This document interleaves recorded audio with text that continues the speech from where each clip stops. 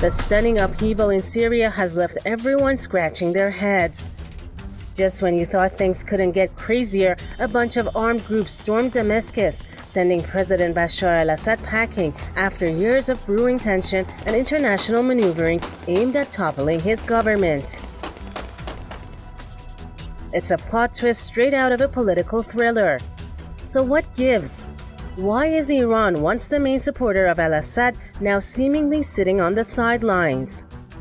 What would be the future of relations between Tehran and its old ally? Is Tehran fading into the political background of the region? And is the resistance axis starting to fall apart? These burning questions and more on this episode of Iran Today.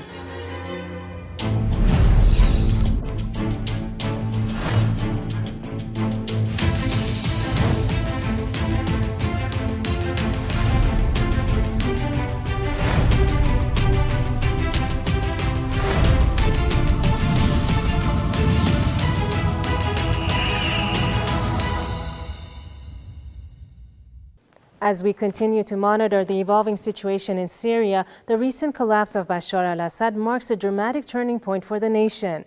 Assad's government crumbled almost unexpectedly, leaving behind a void that has dramatically fragmented the country.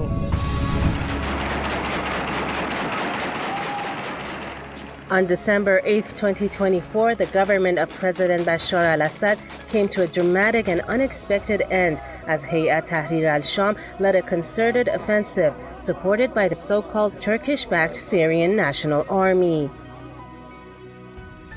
This is Dr. Majid Abbasi, Professor of International Relations at Allame Tabatabai University. He said the Syrian military was out of shape long before meeting its Waterloo. You are well aware that the government of Bashar al-Assad has been under severe sanctions since 2011, leading to increased poverty, with people living under minimal economic conditions. Additionally, we should keep in mind that the Syrian army had been engaged in fighting terrorists since 2011, which means it had been about 14 years. During this time, the army had become exhausted, and due to these sanctions, it had been unable to modernize its military. Thus, we were faced with a demotivated and tired army in Syria. This pivotal moment in the ongoing Syrian war, which had raged since 2011, signified not just a military defeat, but the unraveling of a political legacy that began with Hafez al-Assad's ascension to power in 1971. Now, with the fall of the al-Assad family in Syria, the path forward remains fraught with uncertainties and challenges. In the wake of Tahrir al-Sham's capture of Damascus, the Iranian Foreign Ministry quickly reaffirmed its commitment to Syria's unity and stability. In part of its recent statement, the ministry pointed out, in order to achieve this important issue, it is necessary to end military conflicts as soon as possible, prevent terrorist acts, and initiate national dialogue with the participation of all segments of Syrian society to form an inclusive government that represents all Syrian people. The leader of the revolution had a key statement in his recent remarks. He said, "We have no concerns regarding Syria, and the fall of Bashar al-Assad will not change our policies." He predicted that in the relatively near future, the youth of Syria would form resistance groups, expel the Israeli regime, and actually liberate the Golan Heights. In any case, the group that has now taken control in Syria is generally not Syrian. They come mainly from various other countries, including Tajikistan, China, Afghanistan, Uzbekistan, and Turkey. I believe that the people of Syria will not accept a government that is composed of various ethnicities and non-Syrians ruling over them. It's quite possible that we will face multiple changes and transformations in Syria. Iran has also reiterated its support for international efforts based on United Nations Resolution 2254, highlighting Syria's vital role in the West Asia region, underscoring the necessity of protecting all Syrian citizens and safeguarding religious and holy sites. By advocating for a collaborative approach, Iran appears to be seeking a way forward in a country that has experienced enough turmoil for a lifetime, seeking not only to heal old wounds, but also to lay the groundwork for a hopeful future. We also sat with Dr. Hossein Kanani Muqaddam, a senior political analyst located in Tehran. He told us that one reason many Shias volunteered to go to Syria and fight Daesh was the group's enmity towards holy places, what differentiates it from HTS.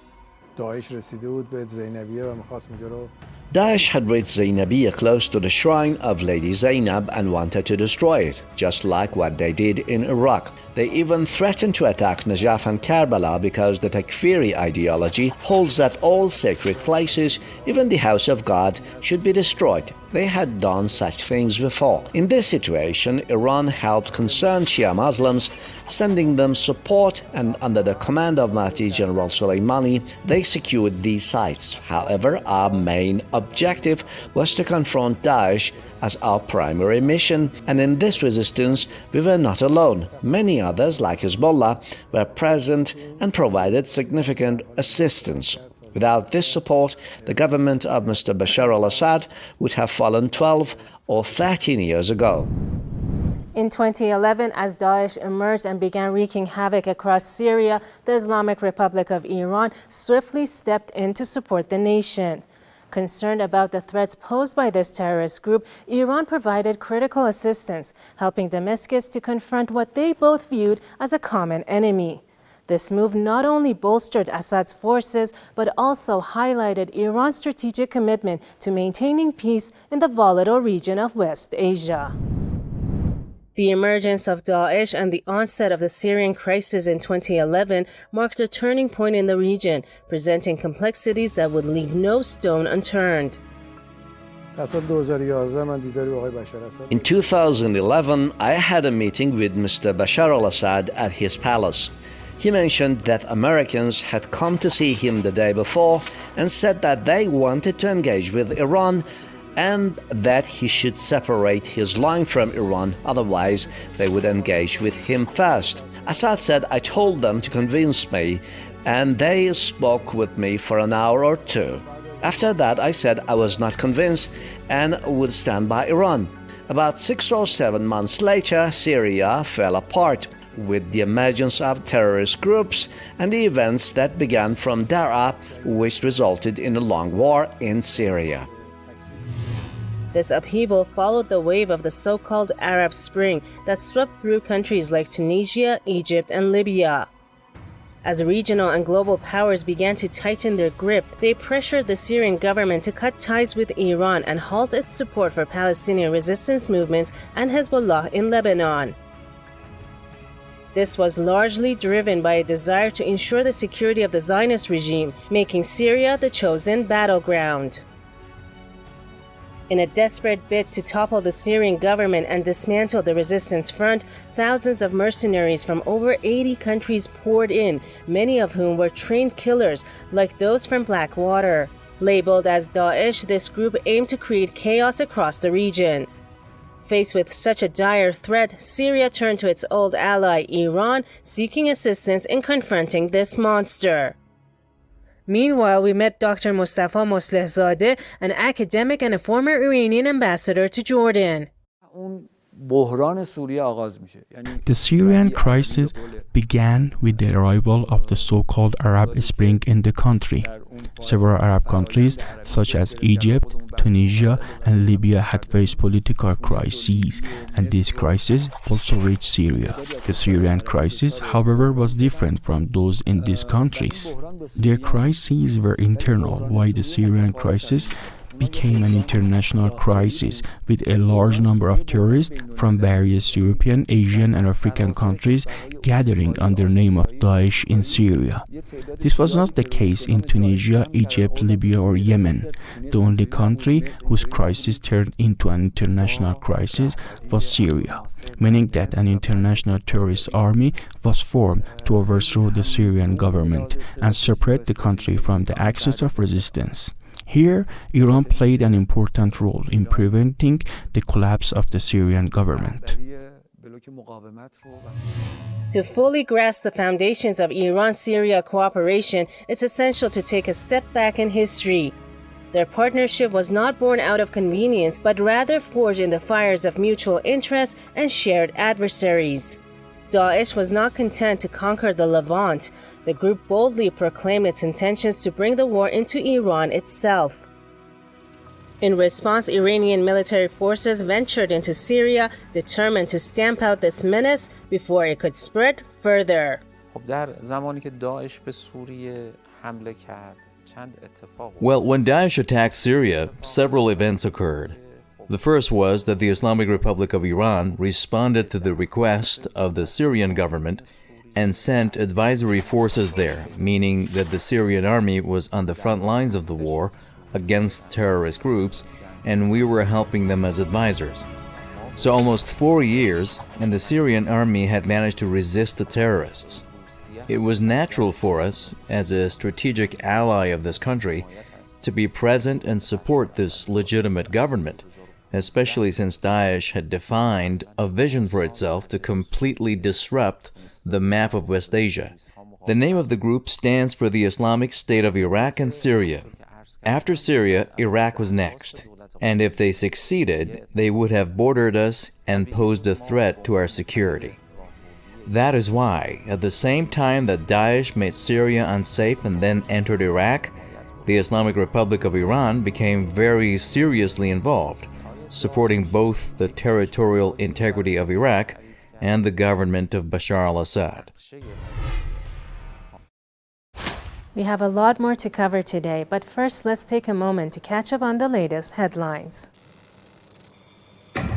Hello everyone, welcome to the news section of this program. Here we'll go over some important news headlines. Iran front page. Ambassador, Iranian embassy in Syria to reopen soon. The Iranian ambassador to Syria has announced that Iran's embassy will resume its activities soon following the establishment of a new government in the Arab country. In an interview with Iran's IRB television on Sunday, Hossein Akbari said discussions are ongoing about reopening the consulate, to which the new rulers in Syria have agreed. Akbari stated that the embassy's security was ensured by Hayat Tahrir al-Sham militant group that toppled the government of Bashar al-Assad. He said, before the arrival of HTS in Damascus, unidentified individuals looted parts of the capital, including the Iranian embassy, but dismissed claims about the embassy holding $43 million and about refugees taking shelter there, calling them baseless. Turkey today. Russia expects continued talks with Turkey, Iran on Syria. Russia is hopeful for continued meetings with Turkey and Iran to discuss the situation in Syria, according to Russian Deputy Foreign Minister and Special Presidential Representative for the Middle East and Africa, Mikhail Bogdanov. In an interview with Russian media outlet TASS, Bogdanov emphasized the importance of the ongoing talks in the Astana format, a key diplomatic framework for resolving the Syrian conflict. He expressed optimism about the future of these meetings, stating, "I hope that there will be more talks. We have good relations with both Turkey and Iran, and I believe that continuing these discussions will be beneficial." The Astana format, which involves Russia, Turkey, and Iran, has been instrumental in efforts to mediate peace and reduce tensions in Syria. The three nations have held multiple rounds of discussions to address various aspects of the Syrian crisis. Iran Foreign Minister, Syria's Assad complained of army's incompetence. Iranian Foreign Minister Abbas Araghchi said that ousted Syrian President Bashar al-Assad has complained about the state of his own army during a recent meeting in the capital Damascus days before the regime's fall. Araghchi said that the Syrian and the Iranian security and intelligence apparatus were fully aware of the armed groups' acts in Idlib and other areas and transferred all relevant information to the Syrian government and army. If the Syrian army had resisted, even Aleppo would not have fallen, he added, explaining that Assad was surprised and complained about the state of his own army during a recent meeting in Damascus. What was surprising was the inability of the Syrian army to confront the movement of the armed groups, and the second was the speed of the movements, he added. Noor News. Iran respects Syria's unity, territorial integrity spokeswoman. After the Syrian government's collapse to armed groups, the Iranian government spokeswoman has affirmed Tehran's respect for Syria's unity and territorial integrity. Fateh Mohajerani made the remarks while speaking to reporters at our weekly press briefing on Tuesday. The regime change occurring in Syria as the country's army was weak, encountering the armed groups, adding that Iran wishes the best for the Syrian people, Mohajerani noted. Tehran and Damascus enjoy many cultural commonalities, the spokeswoman said, expressing hope that whatever happens in Syria would be of benefit to its nation. Asked about the Iranian government's stance on development in Syria, Mohajerani said Tehran observes the events in the country and added that Iran's national interests are of paramount importance. Defending the holy sites, preserving diplomatic places, and respecting individuals are among Iran's considerations, she stressed. And thank you for joining us in this section. Please do stay tuned for the main narrative. The relationship between the Islamic Republic and Syria has spanned over 4 decades, grounded in shared concerns such as the Palestinian cause and resistance against Western hegemony. However, with the recent fall of Damascus, the dynamics of this long-standing alliance are now in question. As Tehran navigates this new landscape, it faces the challenge of finding the right place in a land where its future remains uncertain. The rock-solid bond between Iran and Syria really took off after the victory of the Islamic Revolution of Iran in 1979. Sure, these two countries had ties before, but the real glue was the Palestinian issue. When Egyptian President Anwar Sadat signed the Camp David Accords, it was like handing the baton to Syria, led by al-Assad, to take the lead in the fight against Zionism. Assad's commitment to liberating Palestinian land aligned perfectly with Imam Khomeini's pro-Palestine vision. After the establishment of the Ba'ath government in Syria, the country had always been part of the resistance bloc against Israel and imperialism. This means that during the time when Gamal Abdel Nasser led the resistance bloc, Syria was always an ally of Nasser. When Egypt separated from the resistance bloc and signed the Camp David Accords, Syria did not follow Egypt and refused to compromise with Israel. Instead, formed a resistance front with countries like Libya, South Yemen, Algeria, and Iraq. This shows that Syria under the Assad upheld a stable strategy in defense of the Palestinian cause for decades, making the nation different from Egypt and many other Arab countries. Moreover, during the Iraqi-imposed war on Iran, when the country was facing a tough time with severe international sanctions and few allies, Syria stood firm as the only Arab nation by its side, offering military support and critical arms. One of the boldest moves the Syrians made back then was blocking Iraq's oil pipeline to the Mediterranean, which really hit Saddam where it hurt. In the 8-year war that Iraq waged against Iran with the help of dozens of Arab, European and American countries, Syria was always with Iran, whether in military terms by providing military training to Iran or in terms of weapons, supplying arms such as artillery and mortars, though not at the level of missiles, and diplomatically, as Syria consistently supported Iran in the global diplomatic arena. Given its history of assistance, Iran was widely expected to rush to Assad's aid once again as Hayat Tahrir al-Sham or HDS began its advance to Damascus. However, this time the Syrian government showed little resistance and Iran refrained from sending its forces and military experts to the country. So this time, history didn't repeat itself. But why? Over the past decade or so, the U.S. and its allies had been using sanctions like a double-edged sword to undermine Syria's democratically elected government and weaken its ties to the resistance axis. Back in 2011, Syria was a different story. A stable government and a thriving society with foreign reserves hitting around $20 billion and a military boasting nearly 300,000 active personnel. Fast forward today and it's a whole new ball game.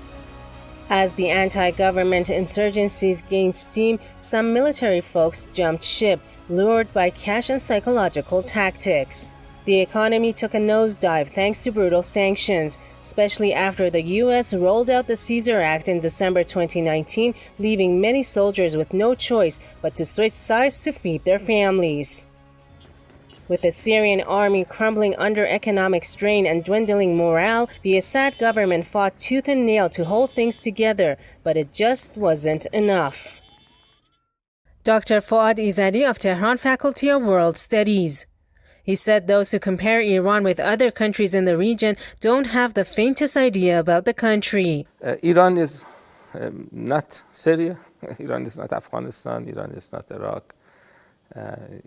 Iran has a very capable military. When people get in trouble, they call on Iran in this part of the world. So Iran is very different. If Iranian leaders want, they can engage in activities that would set the other side back many decades. We have not reached that level. We may, I don't know. But Iran's military capabilities are quite strong, and the people's will to withstand pressure is extensive. There's this culture of resistance. So after 45 years, that culture continues to exist. And there's a debate in Washington as we speak about the Trump administration. There are people within the Trump administration that say that if you attack Iran, this is going to result in a rally around the flag, they call it. And that is not good news for the United States. So they are basically are cautioning the Trump administration to act foolishly. But this is the Trump administration, and it's President Trump, so acting foolishly is a brand that they have, yes. While allies like Iran stood firm in support, ready to lend a hand, the reality is foreign forces can back Syria but can't fill the boots of its own soldiers. Last time Iran helped the Syrian government, the Syrian government asked Iran for help. And this time we did not have that request. I think Syrian government realized that maybe this time they're not going to be able to withstand the pressures that they have been under for many years, or for whatever reason. We should be asking them. As you said last time, Iran helped. It's not logical or possible for Iran to work for the Syrian government. If the Syrian government is willing to withstand pressures, then Iran could help lesser or lower the level of pressure that they are receiving. But if they have lost their willingness to stay, then no one can really help them. As Assad faced his final days in office, he seemed convinced he could steer the ship, but the situation spiraled out of control, plunging Syria into a chaotic new chapter with potential fallout for the entire region.